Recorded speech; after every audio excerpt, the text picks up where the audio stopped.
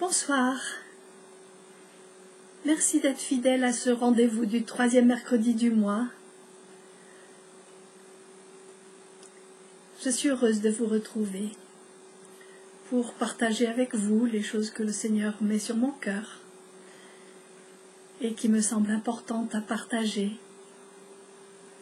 Alors, comme à mon habitude, avant de commencer, j'aimerais qu'on prie ensemble, si vous voulez bien. Seigneur Esprit Saint, je te demande de nous aider, de nous inspirer, de nous rejoindre dans nos besoins. Tu sais quels sont nos besoins en ce début d'année nouvelle. Tu sais quelles sont nos espérances, nos aspirations, nos projets. Nous nous remettons entre tes mains. Nous avons confiance en toi, Seigneur. Nos vies t'appartiennent. Nous croyons que tu nous aimes d'un amour particulier, cet amour de Père, cet amour qui n'est que tendresse, accueil, consolation, où il n'y a aucun jugement et un amour qui ne fait pas pression, qui n'exige rien. Et nous sommes heureux de ça, Seigneur. Et nous aimerions découvrir de plus en plus quelle est la qualité de cet amour, de manière à ce que, trouvant une intimité de plus en plus grande avec toi, nous puissions voir nos vies bénies et être rendus capables de bénir tous ceux qui nous entourent à notre tour. Merci pour cette année nouvelle, Seigneur. Merci pour tous ceux qui nous ont souhaité une bonne année. Merci, Seigneur, parce que cette année, si elle t'est remise, si elle est mise dans tes mains, elle sera effectivement une bonne année, quelles que soient les circonstances que nous aurons à traverser. Sois béni, Seigneur, pour ce moment que je vais passer avec mes amis qui m'écoutent de là où ils sont, de chez eux. Bénis-nous chacun, mets ta main bénissante sur nos têtes.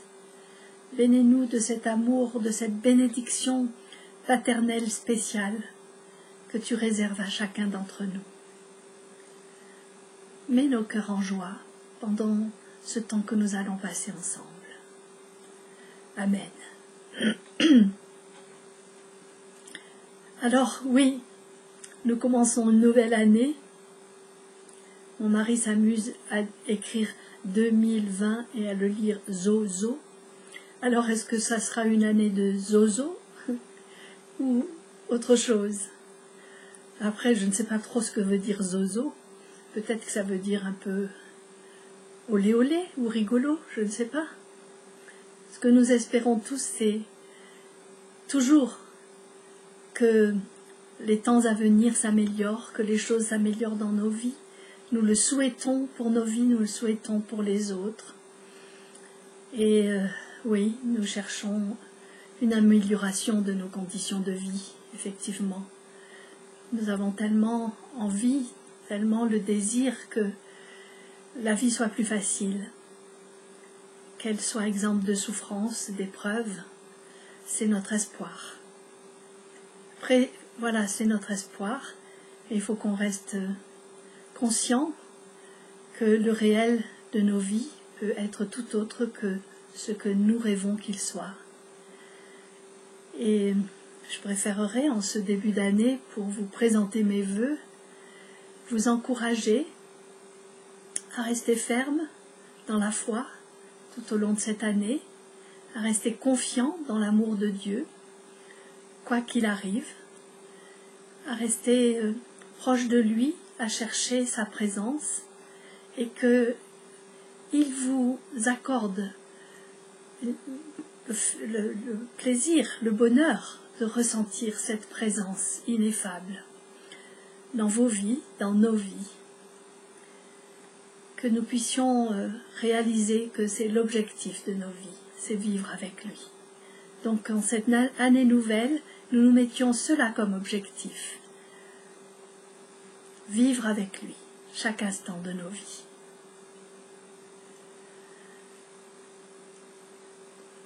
Pas facile de rester avec lui pour chaque instant de nos vies. pas facile d'accepter que la plupart du temps nous ne sentons pas sa présence et donc c'est difficile. En tout cas, ce que j'aimerais aussi en ce début d'année vous souhaiter, c'est que vos peurs s'estompent, que vous appreniez à ne plus avoir peur. C'est ça le but.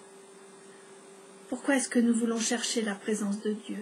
Parce que quand nous sommes dans sa présence, nos peurs s'apaisent. Il faut juste qu'on reconnaisse qu'on a vraiment très peur, toujours très peur. C'est d'ailleurs une des raisons pour lesquelles on se souhaite le meilleur. C'est parce qu'on a peur de l'avenir, on a peur de ce qui pourrait arriver, on a l'expérience des années passées, des difficultés qu'on a pu rencontrer, des souffrances qu'on a dû vivre, des deuils peut-être qu'on a pu avoir à vivre.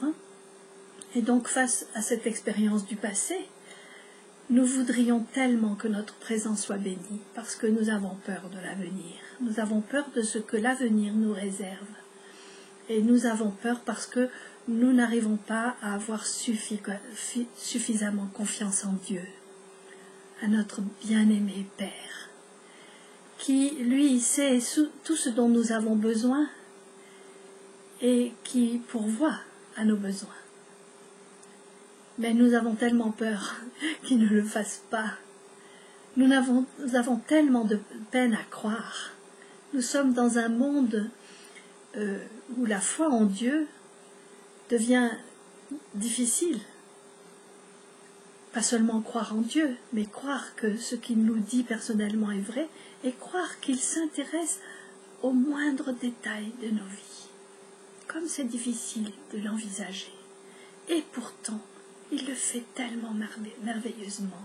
Il passe devant nous. Il jalonne le chemin. Il est là. Il nous accompagne.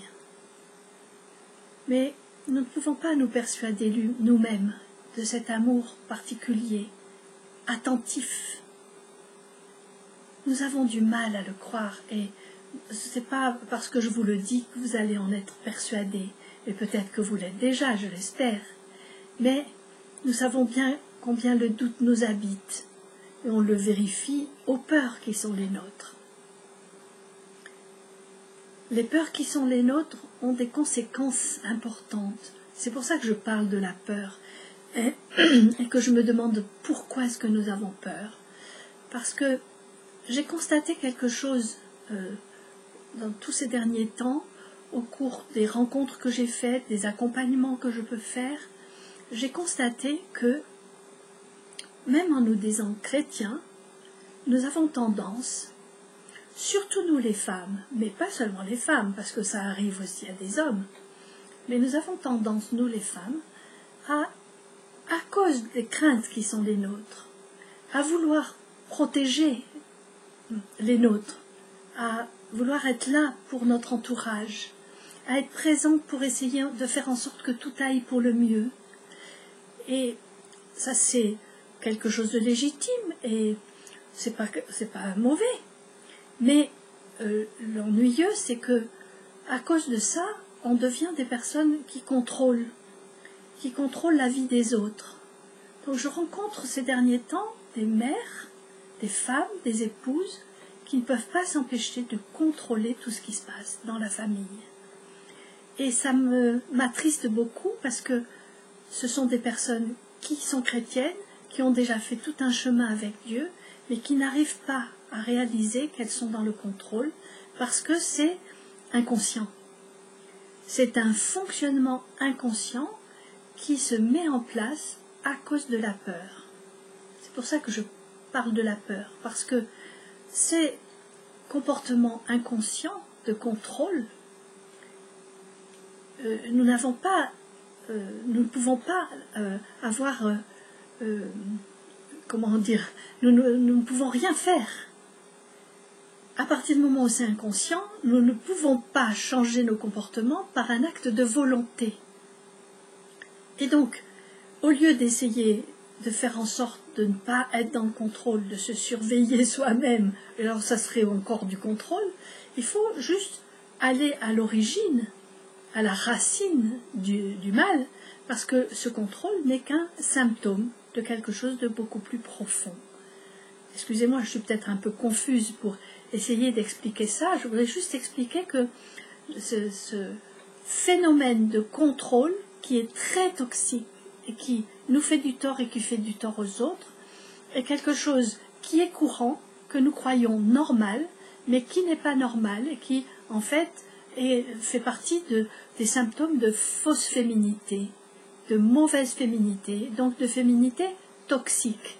Cela nous rend toxiques, parce que quand on est dans un contrôle permanent, parce qu'on veut que tout aille bien, alors on surveille, on est tout le temps en éveil, on surveille, et on est à l'affût de ce qui ne va pas.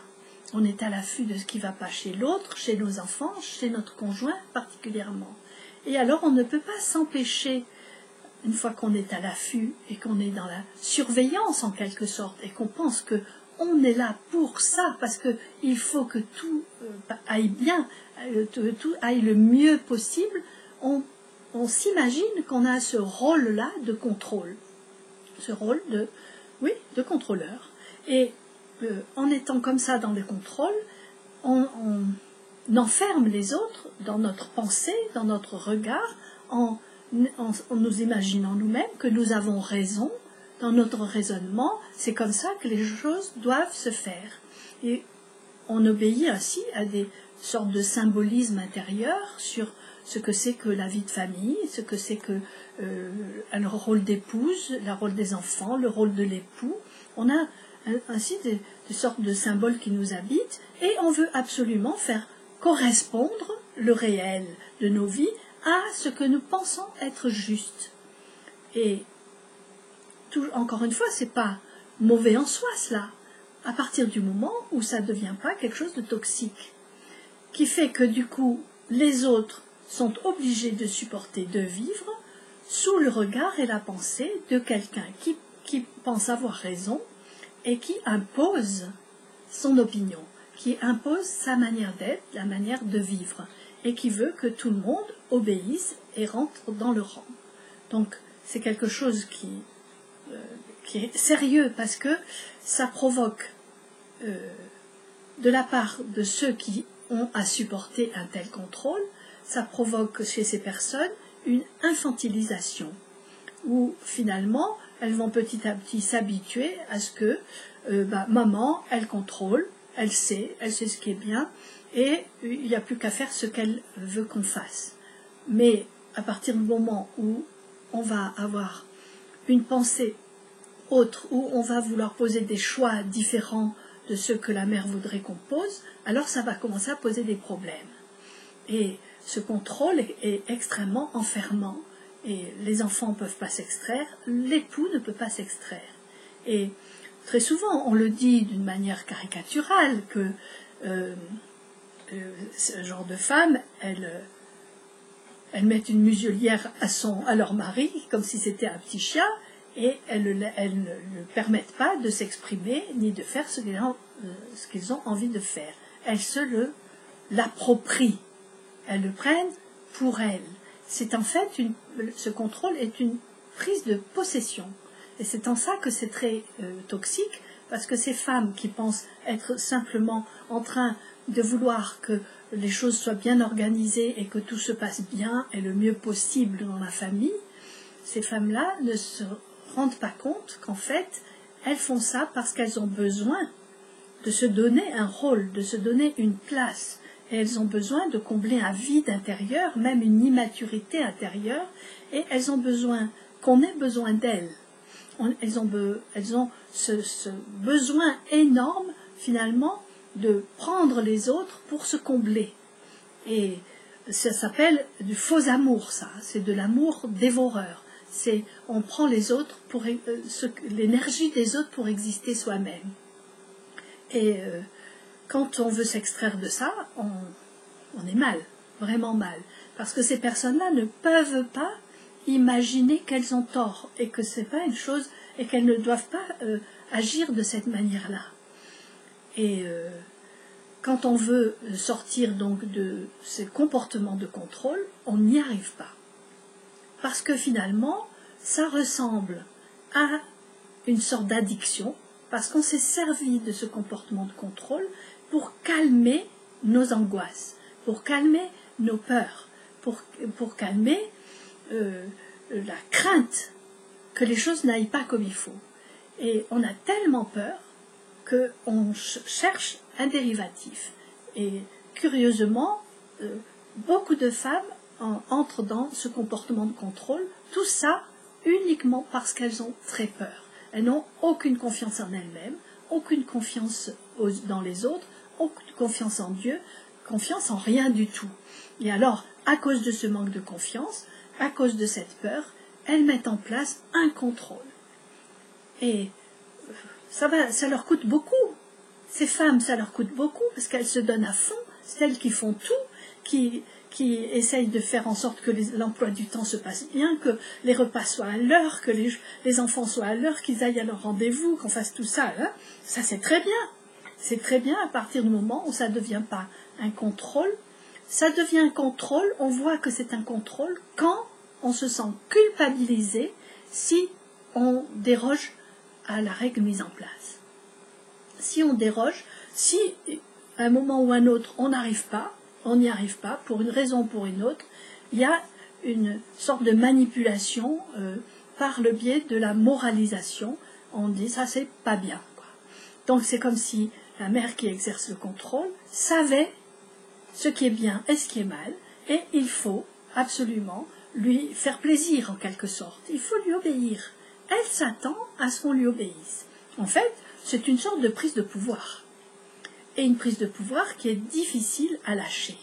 Très difficile à lâcher parce que les personnes à qui on dit il faudrait que vous puissiez lâcher ce contrôle, laissez votre mari prendre ses décisions. Et même s'il se trompe, et alors? Oui, mais après, ça va retomber sur nous. Et alors? Où est le drame? Il faut que je contrôle, il faut que je dise non, non, c'est pas comme ça, non, c'est comme si, et on se transforme en personne qui éduque même leur époux. Comme s'il avait absolument besoin d'être éduqué, et qu'il rentre qu'il accepte le fait qu'il faut que lui aussi, il obéisse. Et alors c'est comme ça qu'on va trouver des femmes qui vont dire à leur mari, tu devrais faire ci, tu devrais faire ça, et pourquoi tu ne fais pas ci, et pourquoi tu cherches pas un travail, et pourquoi là tu restes sans rien faire, et pourquoi tu restes passif, et pourquoi... Et il y a toujours une liste de choses négatives sur le dos de ces personnes, et une vision négative. Et en général, les époux qui ont épousé des femmes comme ça, ils ont déjà subi de la part de leur mère ce genre de contrôle. Et ils n'ont pas pu s'empêcher inconsciemment de choisir comme épouse quelqu'un qui est un peu pareil. Ou encore plus, je ne sais pas. En tout cas, ces hommes souffrent beaucoup sous l'emprise de telles femmes qui veulent contrôler tout sans se rendre compte. Et en général, ces femmes passent à l'extérieur pour des femmes géniales. Vraiment géniales, admirées de tous, mais dans l'intimité de la famille, alors elles sont, on pourrait dire, rigides, psychorigides. D'ailleurs, elles n'arrivent pas à avoir la paix, à faire régner de la paix ou de la tendresse. Elles sont tellement en train de contrôler, toujours en train de contrôler, et puis même ça s'aggrave au cours des années, tellement que du coup, elles ne peuvent pas trouver un moment de paix vraiment. Et donc, comment solutionner ce problème? J'espère que vous avez compris ce que je veux avancer là, essayer de faire comprendre combien c'est important. Je dis ça au moment où on partage ces vœux de bonne année, parce que les vœux de bonne année sont, démontrent que nous avons peur. Hein, on va dire, allez... tout de bon, quoi, hein, et surtout bonne santé, etc. Il y a cette peur terrible qui fait que on met en place du contrôle et on demande aussi aux institutions autour de nous de nous donner une sécurité, un minimum de sécurité. Donc en fait, nous sommes dans une recherche de sécurité et cette recherche de sécurité se manifeste par un contrôle. C'est un peu comme ça que se mettent en place des régimes totalitaires. Ah, ils sont là pour nous donner la sécurité, pour nous donner la paix, pour voir que tout soit bien contrôlé, que tout soit contrôlé. Et c'est toujours un grand danger pour toutes les institutions de mettre en place ainsi des contrôles. C'est comme ça que dans certaines communautés nouvelles, il y a eu des abus d'autorité, qu'il y a eu des abus comme ça de contrôle, parce que par bonne volonté, on veut s'assurer que tout aille le mieux possible. Et du coup, on met en place un contrôle, et ce contrôle paralyse tout le monde, parce que plus personne n'ose désobéir à ce qui est mis en place d'une manière morale quand c'est dans une communauté chrétienne, d'une manière légale quand c'est une institution publique. On est en danger d'être enfermé dans le contrôle chaque fois que la peur se manifeste dans nos vies. Et c'est tellement important d'en tenir compte, car je vois tant de gens qui sont blessés par ça. Tant d'enfants devenus adultes qui ont dû lutter de toute leur force pour s'extraire du contrôle de leurs parents et qui, même adultes, n'arrivent pas à s'en extraire complètement et qui sont toujours dans la culpabilité à cause du fait qu'ils ont toujours le sentiment de déplaire aux parents, de ne pas faire ce qu'il faut. Ils ne peuvent pas prendre une décision libre sans en être tout de suite culpabilisés. Peut-être que ce n'est pas ça qu'il fallait faire. Donc la difficulté de faire un choix libre, c'est très difficile. Je vois beaucoup de personnes qui sont comme ça, enfermées dans le contrôle de la pensée de leurs parents, des objectifs que les parents avaient. Et je vois des femmes qui agissent comme ça avec leurs enfants. Je vois des hommes qui ont beaucoup souffert de la part de femmes contrôleuses. Et ça me touche beaucoup. Je me remets moi-même en question. Je me rends compte que c'est une tendance qu'on peut tout avoir, nous les femmes, parce qu'on a tellement envie que tout aille bien dans la famille. Et c'est un bon désir. Mais s'il se transforme en contrôle et en enfermement et en interdiction de penser autre chose que ce que pensent les parents, c'est terrible. Moi, dans ma propre vie, mes parents étaient comme ça. Et ils ont fait en permanence un chantage affectif sur chacun de leurs enfants parce qu'on n'avait pas le droit de penser autre chose que ce qu'eux pensaient être juste. Et quand on a commencé, moi, mes frères et sœurs et moi, à prendre des décisions personnelles, par exemple en ce qui concerne notre mariage, si ça ne correspondait pas à ce que mes parents voulaient, ils s'opposaient. Et ils faisaient tout pour nous culpabiliser, et nous interdire même d'épouser telle ou telle personne. Et c'est le rôle des parents de prévenir s'ils sentent qu'il y a quelque chose qui ne va pas, et de dire à leur fille « Non, cet homme-là, il nous semble qu'il n'est pas pour toi, etc. » On peut le dire, on peut le faire, mais on ne peut pas aller à l'encontre des choix des enfants en interdisant, en prédisant le malheur, etc. Et en ne laissant pas libre, de telle sorte qu'il y a une culpabilité latente en permanence.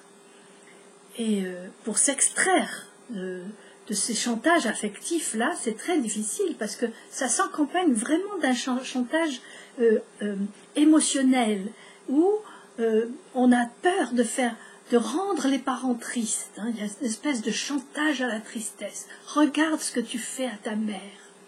Hein, je dis toujours, cette sacro-sainte fête de Noël où il faut que tout le monde soit là, et puis voilà que si on a décidé d'aller au sport d'hiver pour une fois, avec sa copine, eh bien il y a maman qui fait la tête.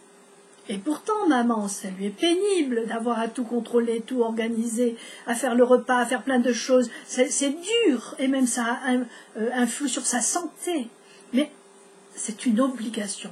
Et du moment que pour elle c'est une obligation, il faut que ce soit l'obligation pour tout le monde. Et tout le monde est enfermé dans des obligations et dans le contrôle ainsi parental.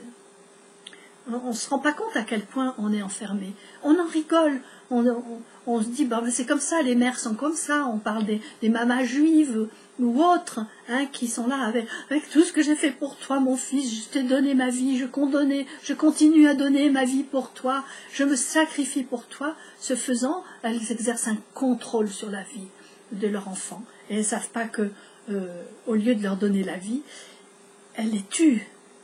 C'est des choix de mort. Ça empêche les enfants de pouvoir vivre leur vie. Et c'est en ça que c'est difficile. Donc, j'aimerais beaucoup que cette année, on puisse tous travailler à libérer les autres de nous-mêmes, de notre influence sur eux, de ce qu'on veut leur imposer, ce qu'on croit être juste et qu'on veut leur imposer. On voit ça dans les églises, on voit ça tout le temps. Ça y est, on s'est dit, on découvre quelque chose au sujet de Dieu et on se dit, ah, ça c'est la vérité. Et on se réjouit de ça, on vit de ça, on dit c'est merveilleux, Dieu nous a donné une révélation de qui il est, tout ça. Et on veut le partager et c'est légitime. Et puis il arrive un moment où on durcit et on commence à contrôler. Et les personnes qui ont voulu s'agréger à nous et pour vivre quelque chose de merveilleux, d'intéressant, et pour répondre à un appel de Dieu, se retrouvent enfermés dans les comportements des responsables qui se mettent à vouloir contrôler et à dire non, c'est comme ça, c'est pas autrement. Bon, toutes les guerres de religion s'originent là-dedans. Mais je me rends compte que ça s'aggrave. Ça s'aggrave beaucoup. Et que à une époque où notre pape François demande qu'on travaille à l'unité des chrétiens le plus qu'on peut, qu'on fasse tout ce qu'on peut pour vivre en communion avec les autres, tous les chrétiens des autres dénominations, alors qu'il nous demande ça et que c'est un appel de la part de Dieu, alors et pourtant tout le monde se met à se refermer sur sa particularité et préfère essayer de préserver ce qu'il pense être juste et bien, et en se méfiant des autres. Et ça, c'est tellement dangereux, parce que c'est vrai que c'est la porte ouverte à tous les extrémismes. Et on sait que l'extrémisme conduit à la violence, finalement. C'est pas de l'amour, c'est de la violence. Et on sait que dans nos familles, ça peut conduire à la violence. Et ça, c'est vraiment très important de se rendre compte de ce qui conduit à la colère, ce qui conduit à la révolte, ce qui conduit à la violence, c'est ces comportements de contrôle. Parce qu'on ne peut pas sortir du contrôle sans briser quelque chose. Donc voilà, j'aurais aimé, là, pendant cette petite heure que nous passons ensemble, parler de la peur, parce que tout ça s'origine dans nos peurs. Alors, pourquoi avons-nous si peur? Alors, la peur en elle-même, c'est pas quelque chose de négatif. Heureusement qu'on a peur, parce que si on n'avait pas peur, on traverserait la rue sans regarder. Si on n'avait pas peur, on se jetterait dans le vide sans faire trop attention. Si on n'avait pas peur de se brûler, eh ben, on se brûlerait. On a besoin d'avoir un minimum de peur pour survivre, pour se protéger du malheur. C'est vrai qu'on est exposé. On est exposé à des choses qui peuvent être dangereuses. Si on n'avait pas peur en voiture, on irait trop vite et on aurait beaucoup plus d'accidents. Et si on n'avait pas... Et du coup, les répressions pour les vitesses de conduite, par exemple, le gouvernement est comme obligé de nous faire peur avec la contravention pour nous obliger à obéir. Parce qu'on n'a pas assez peur, peut-être, de la vitesse. On n'a peut-être pas assez peur de combien c'est dangereux de monter en voiture. On a oublié le danger. Chaque fois qu'on monte dans une voiture, on est en danger de mort. Mais ça, on l'oublie parce que les voitures sont conçues de telle sorte qu'elles ont l'air d'être un cocon très confortable. Et dès qu'on rentre dans ce cocon confortable, on se sent bien, on se sent protégé, on se sent en sécurité. Tout est fait pour ça. Il y a même l'assurance. On a payé notre assurance, on est en sécurité, on ne risque plus rien. Et quand on est dans cette voiture, eh ben, on oublie combien c'est dangereux. Combien c'est dangereux. Même moi, je l'oublie. Pourtant, un de mes fils est mort dans un accident de la route. Il s'est tué en voiture. Mais quand je monte en voiture, j'oublie qu'il y a un danger de mort. Je l'oublie. Et on est obligé il y a une répression qui est là pour nous rappeler ça, mais en fait, on le prend pour une répression, pour des réprimandes, et on trouve ça injuste. En même temps, peut-être que ça va nous protéger quand même un petit peu. En tout cas, il y a une chose qu'il ne faut pas oublier, c'est que, voilà, on confie nos vies à des machines, on confie nos vies à des tas de ferrailles, aussi jolies qu'elles soient, et on veut faire confiance. On oublie de faire suffisamment attention. On confie volontiers nos vies à des trains lancés à grande vitesse. On confie volontiers nos vies aux avions. On fait des voyages partout. On confie volontiers nos vies à des robots, en fait, à des prolongements mécaniques de nous-mêmes.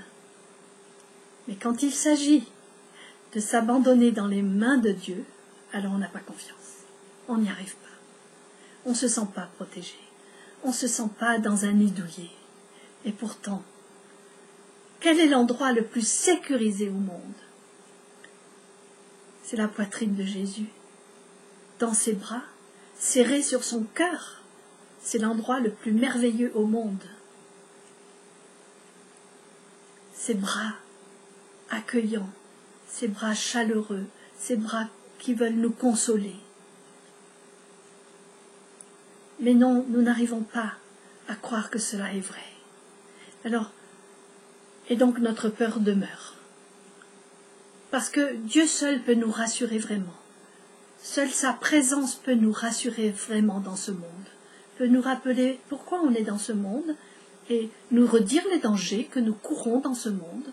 Et puis savoir que les dangers les plus importants ne sont pas ceux qu'on croit, que les dangers les plus importants, c'est ce qui fait qu'on risque d'être coupé de lui. Et de continuer à vivre notre vie sans lui. Et là, on est en grand danger de faire n'importe quoi, de détruire nos vies, de toutes les manières que ce soit. Et toutes ces peurs qui sont les nôtres, toutes ces angoisses, c'est particulièrement la peur de la solitude, la peur de l'isolement, la peur du rejet. Toutes ces peurs-là nous conduisent à avoir des comportements d'addiction. Le contrôle n'est pas le seul comportement d'addiction pour oublier la peur et l'angoisse, ou pour faire en sorte qu'on ait moins peur, parce qu'on aura contrôlé un minimum. Ça nous conduit à des conduites terribles, comme par exemple vouloir absolument se protéger sur le plan de la santé. Et on a un désir de protection et de soins, vraiment, on veut absolument que ce soit parfait, et on reproche à la moindre bavure sur le plan médical, on ne supporte pas qu'il puisse y avoir même des erreurs pour le diagnostic ou pour les soins, et on va aller jusqu'à accepter même qu'un tout petit nourrisson reçoive 11 vaccins. 11 vaccins. C'est une agression épouvantable, parce que ce qu'on inocule aux enfants là, ce sont des microbes, ce sont des germes. Ce sont les germes des maladies en question, oui, qui ont été le plus possible atténués, mais il faut qu'il y ait quand même minimum de germes pour que le corps puisse fabriquer des anticorps. Mis en contact avec ces corps dangereux, le corps fabrique des anticorps. Mais voilà que le corps de l'enfant doit fabriquer des anticorps pour 11 maladies. On ne sait pas ce qu'on fait. On joue aux apprentis sorciers. C'est terrible. Je ne suis pas en train de dire qu'il ne faut pas faire de vaccin, je ne dis pas ça. Je sais les bienfaits de certains vaccins. Je le sais, je suis infirmière. Et mon mari est médecin. Je sais l'importance de certains vaccins. J'ai vécu en Afrique, j'ai vu les dégâts de la poliomyélite et de la variole. J'ai vu ces dégâts. Mais j'ai vu aussi les dégâts des vaccins à outrance. J'ai vu beaucoup de dégâts. Et donc, on ne peut pas dire qu'il n'y en a pas. Et c'est surtout ce que je constate et ce que nous constatons à l'heure actuelle, c'est que le système immunitaire des enfants est perturbé donc depuis le début de leur existence par l'inoculation de vaccins trop nombreux. Et on s'étonne que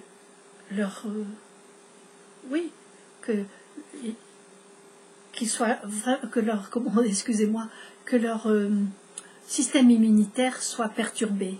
Et on voit tellement maintenant d'enfants qui font des bronchiolites. Vous ne verrez pas un enfant non vacciné faire une bronchiolite, très rarement. Mais les enfants vaccinés, oui. Bronchiolite, asthme, allergie de toutes sortes.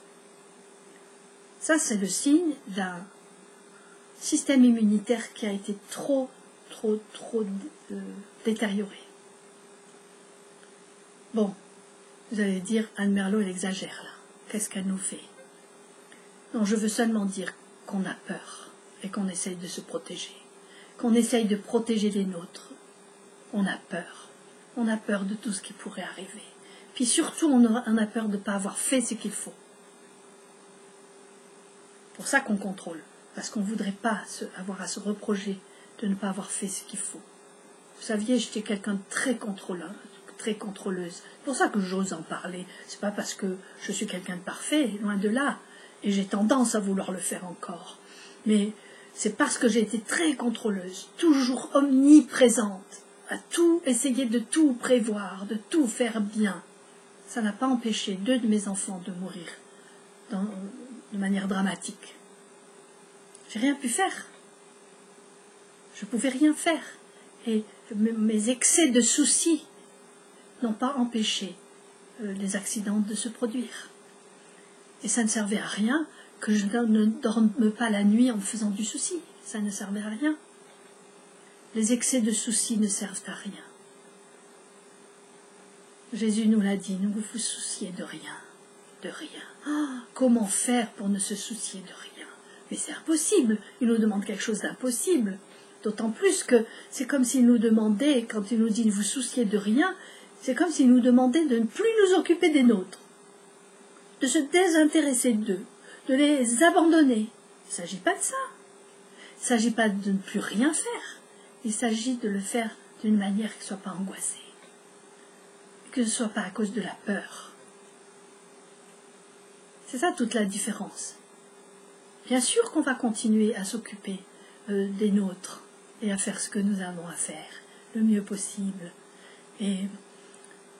mais sans vouloir chercher absolument la perfection, y arriver parfaitement. Vous savez, on a bien vu dans notre pays, on essaye de déployer tant qu'on peut les forces de police et protéger les gens.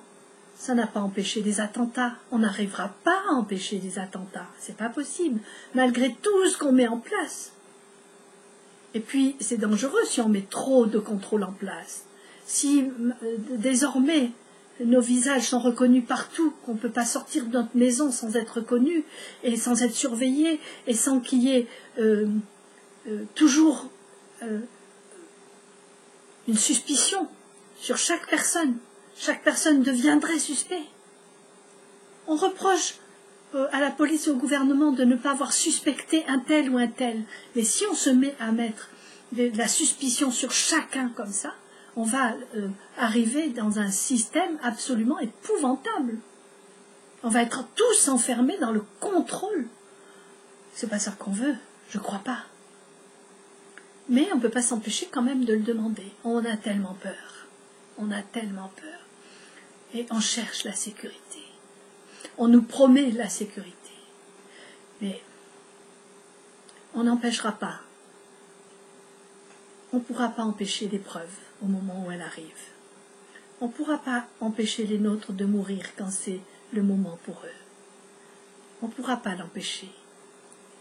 Mais ce qu'on peut commencer à empêcher, c'est que la peur que nous avons nous conduise dans nous amène à ces conduites d'addiction, que sont le contrôle, que sont la colère aussi, que sont la violence. Ou alors de chercher à s'anesthésier. Oui. Qu'est-ce qui va faire que nous n'aurons plus peur? Je me pose moi-même beaucoup la question. Moi, je suis phobique en voiture. Je suis phobique en voiture, en particulier depuis l'accident de mon fils. Par moments, c'est plus fort que moi. J'ai l'impression que la voiture sort de la route et va se jeter sur les arbres. C'est ça qui lui est arrivé. C'est inconscient en moi, cette réaction. Ça ne m'est pas arrivé à moi. Pourtant, j'ai cette impression, souvent, et il m'arrive en voiture, tout d'un coup, surtout si je m'endors un peu, si ma vigilance, si mon contrôle disparaît, eh ben, tout d'un coup, je suis prise d'une peur affreuse, d'une phobie, et je pousse un cri, ce qui fait très peur à mon mari quand il conduit, et c'est dangereux même. Parce que tout d'un coup, j'ai le sentiment que la voiture bascule, s'en va, n'est plus contrôlée.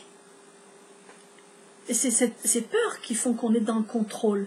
Et alors, si je ne me fais pas attention, je serai en voiture toujours tendue, en train de surveiller que mon mari conduise bien et qu'il voit bien tous les obstacles. Et quelquefois, je ne peux pas m'empêcher de lui dire « Ah, freine! Ah, attention !»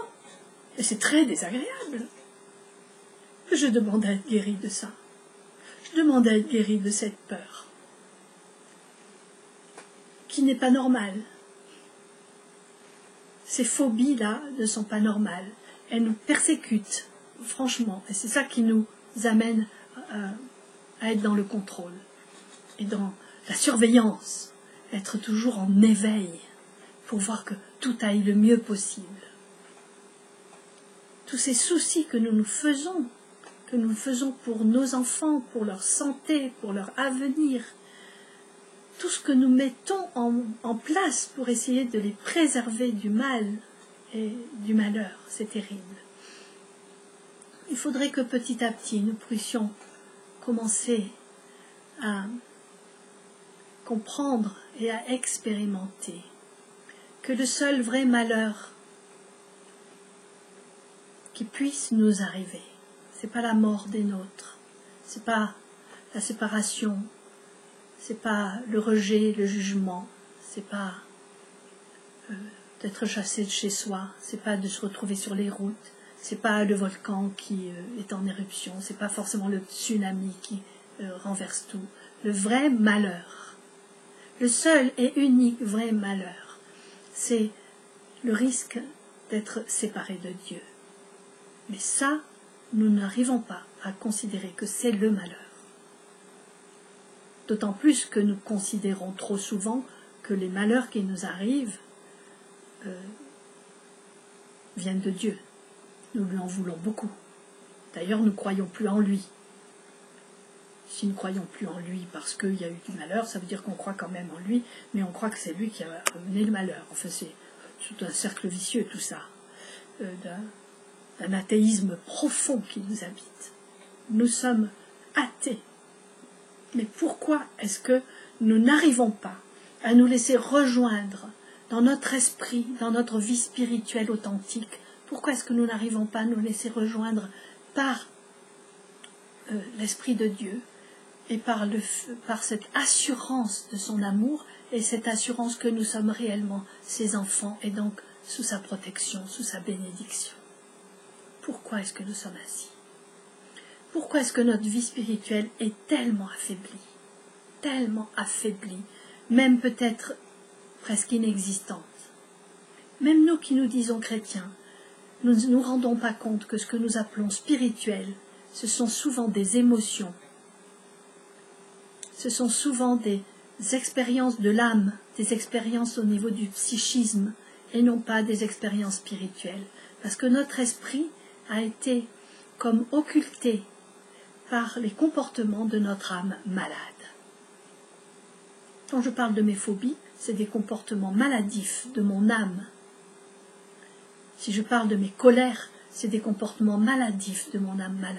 Si je parle de mes contrôles, ce sont des comportements maladifs de mon âme malade qui a besoin d'être guérie et qui prend toute la place dans ma vie et qui fait en sorte que ma vie spirituelle est nulle, elle est remisée, elle est comme mise à la cave, alors que mon esprit devrait être le maître dans ma maison, il est mis de côté. Alors qu'est-ce que c'est qui fait que notre vie spirituelle est tellement amoindrie, au point que du coup nous n'arrivons plus à croire à l'amour de Dieu? Nous n'arrivons plus à nous laisser persuader de cet amour, au point que notre vie en soit complètement changée, que nos peurs disparaissent et nos comportements erronés disparaissent avec. Qu'est-ce que c'est qui a fait que notre âme est ainsi, notre esprit est ainsi comme amoindri, mis de côté, et ne peut plus agir sur l'âme et sur le corps pour refaire l'unité de l'être? Qu'est-ce qui a amoindri mon esprit? Il y a 3 choses principalement qui l'ont fait. Une des choses principales, c'est les pratiques occultes dans nos vies. Il faut qu'on se pose vraiment la question à l'heure actuelle, et je vous la pose en ce début d'année. Est-ce que vous êtes allé voir des guérisseurs? Est-ce que vous avez tendance à regarder l'horoscope?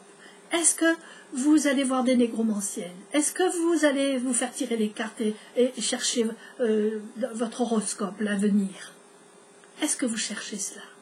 Est-ce que vous avez eu tendance à vouloir chercher l'apaisement en allant voir des personnes soi-disant ayant un don de guérison ou d'apaisement des brûlures et des zonas, etc.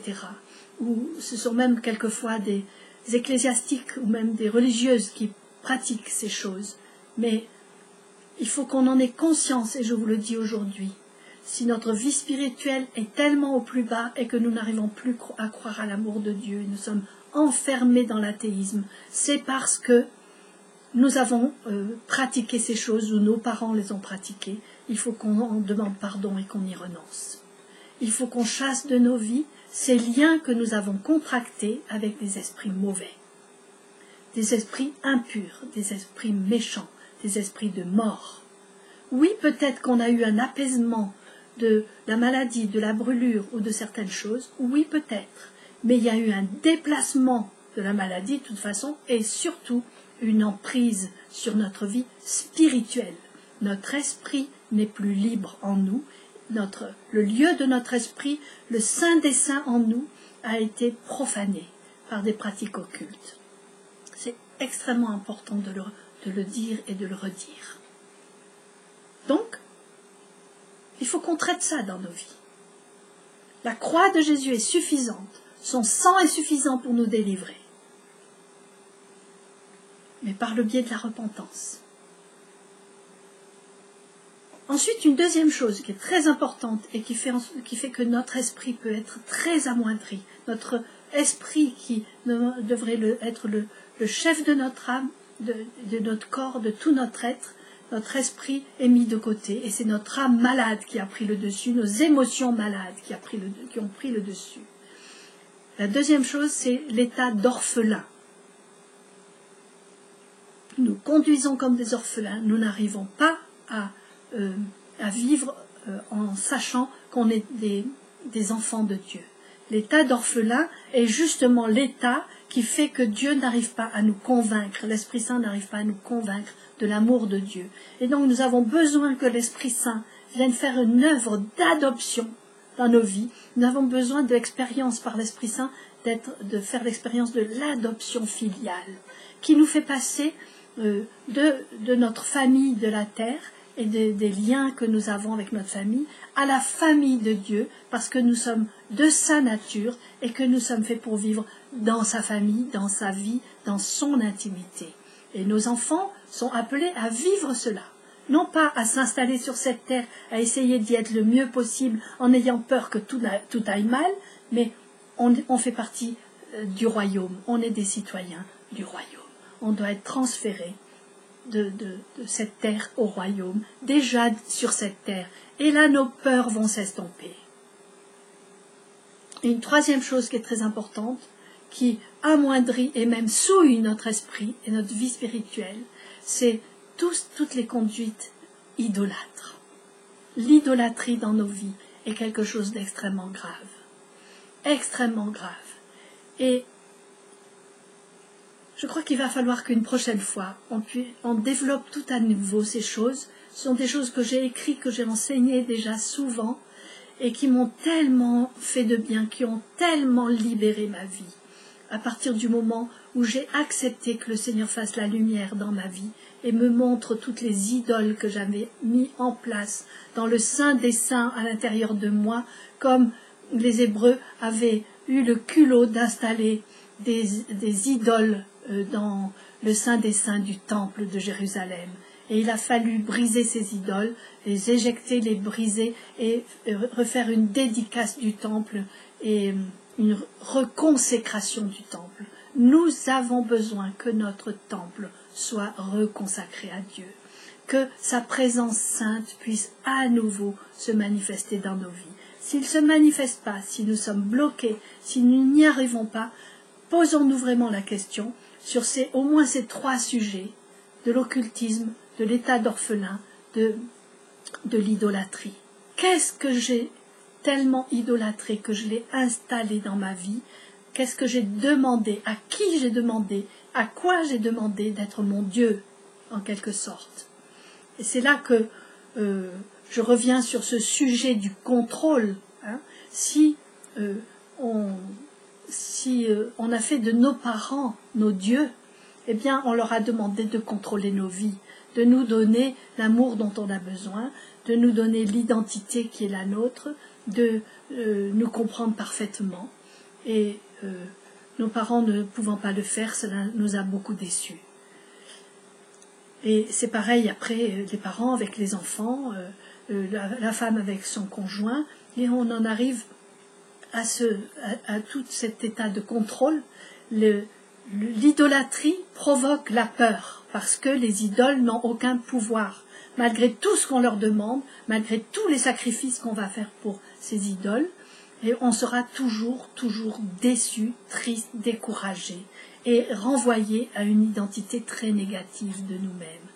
Il faut qu'on en ait conscience de ça, et il faut qu'on y travaille. Est-ce que vous êtes d'accord pour qu'on retravaille là-dessus, et que le mois prochain, je vous invite à retravailler sur ces pratiques idolâtres qui sont les nôtres, et retravailler tout simplement sur tout ce qui fait que notre vie spirituelle est enserrée par l'âme, enserrée par nos maladies d'âme, qui font qu'on n'arrive pas à sortir de nos névroses, en quelque sorte, et de nos comportements dysfonctionnels, très dysfonctionnels, qui font de nous des personnes toxiques pour notre entourage, pour nous-mêmes et pour notre entourage, alors que l'appel de Dieu sur nos vies est grandiose. Notre avenir est quelque chose de glorieux. Pourquoi est-ce que nous aurions peur de l'avenir? Nous n'avons plus à avoir peur du mal et de la mort. Christ a vaincu le mal, il a vaincu la mort. En vérité, nous n'avons plus à craindre. Nous n'avons plus à craindre que le mal nous sépare de Dieu, que la mort nous sépare de Dieu. Non, la mort a été vaincue. Et nous sommes vraiment faits pour la vie du royaume. Il faut qu'on se tourne encore et encore vers la croix, vers ce que Dieu a fait en envoyant son Fils, en acceptant de prendre notre chair humaine, en nous montrant comment on peut vivre en tant qu'être humain sur cette terre en étant en communion parfaite avec Dieu. C'est ça notre but et c'est ça que nous désirons. C'est ça que je désire vivre cette année, trouver cette communion avec Dieu et permettre à la croix du Christ de me sauver complètement, de sauver ma vie spirituelle, de sauver mon vrai moi, de libérer mon esprit de l'emprise de l'âme malade, de telle sorte que mon âme malade puisse guérir, mon corps malade puisse guérir. Et que la joie et le bonheur s'installent dans ma vie. Je ne dis pas qu'il n'y aura plus d'épreuves, parce que pour guérir, très souvent, il faut passer par l'épreuve. Cette épreuve de la souffrance qui nous purifie, justement, et qui nous aide à y voir plus clair, qui nous fait comprendre que nous sommes dans des comportements dysfonctionnels dont il faut sortir. Donc, n'ayons pas peur de la souffrance, n'ayons pas peur des épreuves, mais ayons peur qu'elles nous séparent de Dieu. Donc, la seule chose qui doit nous faire trembler, c'est de ne plus vivre dans les bras de Dieu, d'être séparé de ses bras, d'être éloigné de son corps, de son cœur aimant. C'est ça la chose la plus difficile, et si nous nous sentons éloignés, il faut qu'on travaille à revenir. Et pour ça, on va continuer le mois prochain à travailler à ça, comment je vais revenir vers Dieu, en guérissant ce qui est malade en moi, en cherchant à le guérir, en faisant en sorte que la croix du Christ soit rendue efficace dans ma vie et porte ce fruit de libération, de guérison profonde et de retour, un vrai retour vers Dieu. Que nous puissions vivre une réelle conversion. Amen. Bon, l'heure passe très vite, il va falloir que je m'arrête. Je voudrais, comme d'habitude, avant de terminer, prier ensemble, prier avec vous. Seigneur, je te demande de venir nous bénir encore chacun. Tu sais nos besoins, tu sais dans quelle situation on se trouve. Tu sais, Seigneur, notre désir de vivre avec toi, notre désir ardent de vivre avec toi, car nous avons déjà expérimenté dans nos vies que nous ne pouvons pas vivre sans toi. Et pourtant, nous passons notre temps à nous accommoder à vivre sans toi, à nous débrouiller tout seuls, à souffrir dans la solitude, dans l'incompréhension des autres.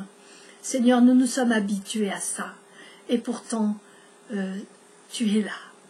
Pourtant, tu es toujours là, prêt à nous consoler, prêt à pleurer avec nous, prêt à nous encourager. Seigneur, je te demande aujourd'hui de nous donner une espérance nouvelle, de venir nous convaincre que quelque chose est possible dans nos vies et que nous allons pouvoir sortir des ornières dans lesquelles nous sommes, sortir de notre solitude, de notre sentiment d'abandon, sortir de nos abattements, sortir de nos manques d'espérance, qui nous font voir l'avenir en noir, alors que toi, ce que tu nous dis, c'est que tu as mis devant nous des projets. Tu nous donnes un avenir, tu nous donnes une espérance. Ces choses sont là devant nous, et notre avenir, c'est la gloire. Quoi qu'il arrive, dans les épreuves, c'est ta gloire qui peut se manifester. Dans la maladie, c'est ta gloire qui peut se manifester. Dans l'abandon, c'est ta gloire qui peut se manifester. Dans la mort, c'est ta gloire qui est manifestée, car tu as vaincu la mort. Et nous sommes vivants pour toujours. Seigneur, apprends-nous dès à présent à ne plus craindre la mort, à ne plus craindre la souffrance et la maladie comme étant des choses affreuses, à ne plus dramatiser ce qui nous arrive, mais à croire toujours que c'est toi qui as nos vies dans tes mains. Donc ce soir, nous te redisons, Seigneur, je reviens vers toi, je désire que ma vie soit déposée dans tes mains, je te donne ma vie, Seigneur. C'est à toi que je veux la donner, je ne veux plus la confier à quoi que ce soit d'autre. Je ne veux plus chercher auprès des faux dieux, auprès des idoles, auprès de qui que ce soit. Je ne veux plus chercher ma sécurité. Je ne veux plus chercher, Seigneur, auprès de quiconque, le bonheur que toi seul peux donner. Je me remets à toi, j'ai confiance en toi. Ma vie dans tes mains, tu vas la mener là où tu veux, toi, sachant ce qui est le meilleur pour moi. Je te fais confiance, Seigneur Jésus. Seigneur Jésus, j'ai confiance en toi, disait sœur Faustine, Et elle nous le faisait dire encore et encore. Et ce soir, j'ai envie de te le redire. Seigneur Jésus, j'ai confiance en toi. Amen. Amen. Soyez bénis chacun. Je vous donne rendez-vous le mois prochain, pas la semaine prochaine. Je vous donne rendez-vous le mois prochain pour de nouvelles aventures ensemble et pour chercher ensemble comment faire en sorte que notre vie spirituelle se réveille. Et là, nous allons vivre de grandes victoires et nous allons nous en réjouir. Je vous le promets, ça va être beau. Donc, c'est le 3e mercredi du mois, toujours. Hein. Le mois prochain, ça sera en février. Le 13 février. Le 19 février, je ne sais pas lire. 19 février, je vous donne rendez-vous. N'hésitez pas à aller voir sur mon site www.asonimage.net. N'hésitez pas à aller voir les diverses propositions pour cet été, les rassemblements qui vont avoir lieu, etc. Je me remets à vous pour la préparation d'un voyage que je vais faire en Roumanie au mois de mars. Voilà, je vous en reparlerai peut-être plus tard. Merci pour votre fidélité, merci pour votre soutien, merci pour vos prières, merci pour votre amour. Soyez assurés de mes prières et de mon amour en retour. À bientôt, soyez bénis. Au revoir.